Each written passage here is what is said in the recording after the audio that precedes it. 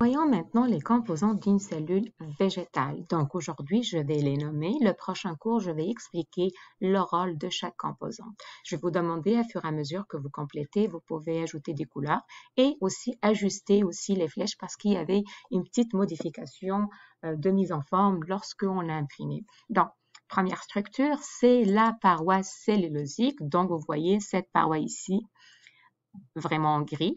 Par la suite, on va retrouver une autre membrane qui est tracée en bleu, c'est la membrane cellulaire.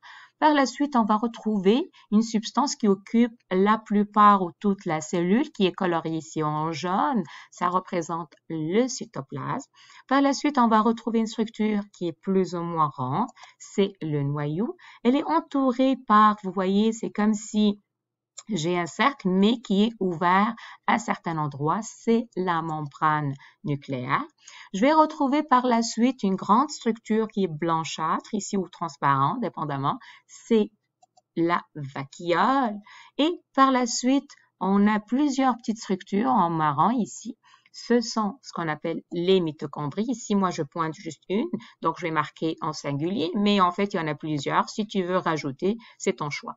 Par la suite, il y a une structure que tu dois, ou je te conseille fortement de la colorier en vert, et c'est le chloroplaste. Par la suite, voyons maintenant les composantes d'une cellule animale. Une cellule animale, elle a à peu près les mêmes composantes, au moins il y a 5 composantes qui sont communes aussi bien dans une cellule animale que dans une cellule végétale. Donc, je commence de l'extérieur encore. Donc, comme dans une cellule végétale, je vais retrouver cette structure bleue. C'est comme si c'est elle qui va délimiter l'extérieur de l'intérieur. C'est la membrane cellulaire. Par la suite, je vais retrouver la même structure tantôt marron. Donc ici, j'ai pointé plusieurs, ce sont les mitochondries. Par la suite, on va retrouver la même substance jaune dans laquelle baignent tous les autres organismes qu'on appelle le cytoplasme. Je vais retrouver encore ma structure ronde, le noyau ici, et la membrane nucléaire qui va l'entourer.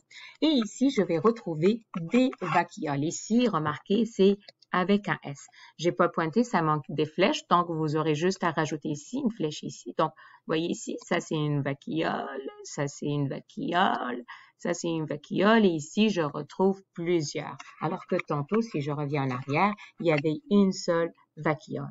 Donc, ce qui est important à retenir, c'est que je peux dire qu'il y a 5 structures aussi, si tu considères la membrane nucléaire, qui sont communes à la cellule animale et la cellule végétale. Et tu dois les connaître. Première structure, membrane cellulaire, mitochondrie, cytoplasme, noyau, vacuole, membrane nucléaire. OK? Sur ça, je m'arrête pour aujourd'hui et je termine le prochain cours.